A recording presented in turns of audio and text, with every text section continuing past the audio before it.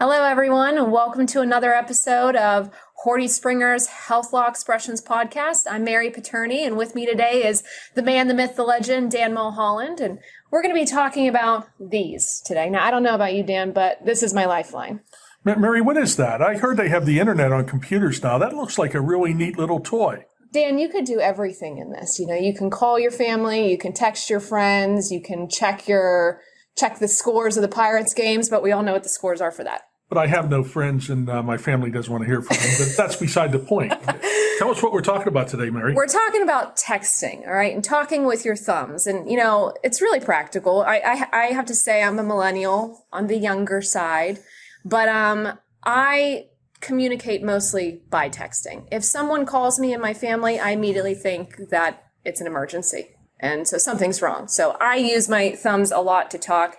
There's a lot of perks to it. I mean, it's quicker this way. I don't like calling people on the phone, but I'm talking about texting in healthcare specifically. There's some practical reasons that we do that. It streamlines communication. I know, and I don't know about you, but I get appointment reminders. I have the opportunity to cancel my appointments through text messaging so that I'm not just a no-show, right?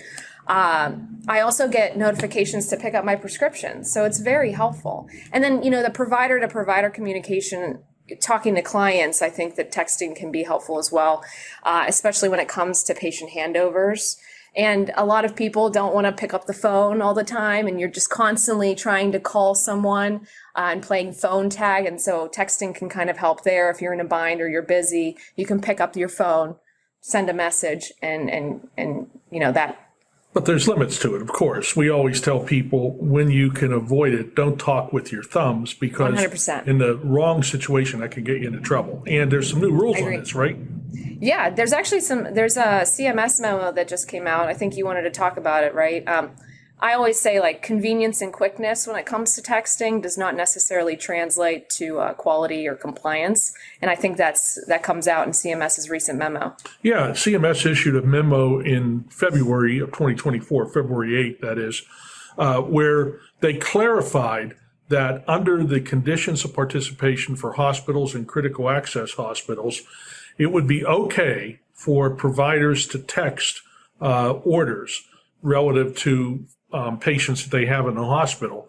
But they still said the computerized provider order entry, CPOE, is still the preferred method of entering orders by providers.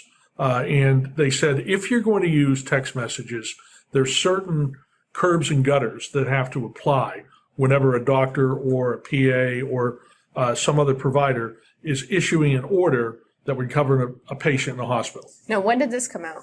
February 8th, 2024. So this is very recent. You were watching your phone. You didn't listen to me. Yeah, I know. No, sorry. Yeah. I mean, that's pretty recent. And that kind of tracks what HIPAA says, right? That's right. It follows HIPAA and incorporates some of the rules under HIPAA, but it made it clear that the reason why they prefer computerized physician order entry or a written order that would be scanned and immediately put into the electronic medical record system is that the rules require that orders be accurately written, promptly completed, properly filed and retained, and accessible.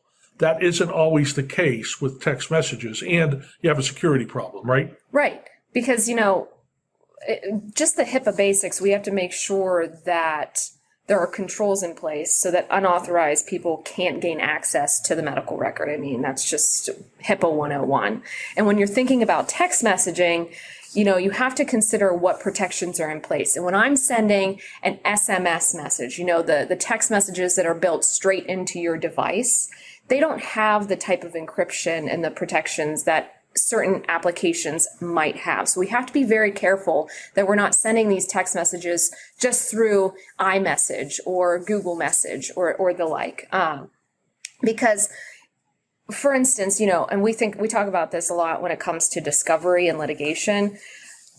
Your service carrier holds on to text messages. Nothing is truly deleted. That's something that I learned a long time ago in law school, that, control your social media, control your text messaging, because even though you delete it, It's never really gone. It's out there in the ether somewhere and someone can easily claw it back. But when you're text messaging through your SMS text messages or through your iMessage, that service carrier keeps those messages regardless if you delete them. And so now they're on some platform somewhere in T-Mobile or Verizon world, and we don't know who has access to that. And so if you're exchanging PHI, I don't know, correct me if I'm wrong, but that's going onto Verizon's network, and then it's being kept there, and who can see that? So well, that's right. Also a risk, right? You have to have a secure text messaging system that meets certain standards that are set under the HIPAA security rules and by CMS, and most of the commercial applications do not have that.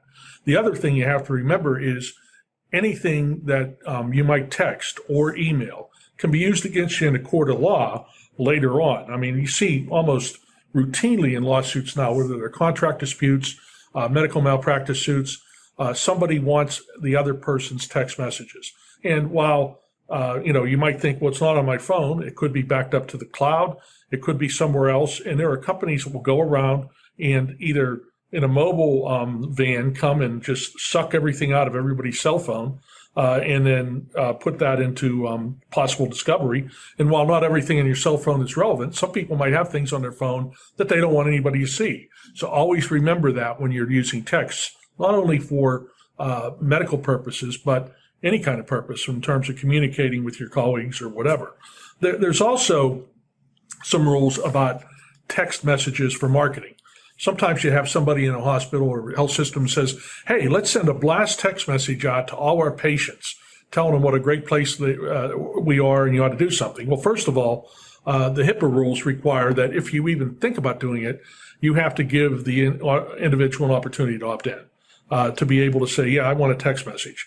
Second, there are some Federal Communications Commission rules that set a number of rules governing any kind of text messages or calls by hospitals, physicians, emergency rooms, ambulatory surgery centers about patient information. So you can only use the telephone number that the patient gave you.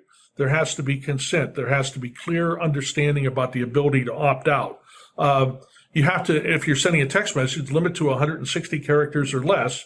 And if you don't follow these rules, you can get in trouble not just with CMS, not just with the Office of Civil Rights for a HIPAA violation. You got problems with the Federal Communications Commission. So there are a wide number of rules that govern how text messages can be used in healthcare, not only for healthcare patient care purposes, but also for marketing purposes and other purposes. Is there some limits to those text messages too? Like they have to be used for appointment reminders or maybe a follow-up. Exam confirmations, not a lot of detailed information about the individual's health status, and only 1 per patient per day, 3 per week. 3 per week. Yeah, so that's something a lot of people overlook because you don't generally read the FCC rules unless you're like me, you have no life and you want to look at the regulations, but you're learning how to text, so exactly, you want to make sure you're following the rules. I'm trying What about billing? Can we text about billing? No billing, no information about dunning, advertising. There's very strict rules about it. Okay. So I think in the end of the day, you have to be careful and cognizant of the fact that there are a lot of rules governing text messages in healthcare. You're probably better off not using your phone for texting information, especially if it's sensitive. We always say if you can email instead of text. If you can call somebody in a phone, call them instead of emailing. If you can walk down the hall and talk to them, then do that instead of using these wild electronic devices. And don't worry, there's always something that they tell people when they get inducted into the mob, which is think a lot, speak little, and write less. And you have to text, don't. Thanks, everybody.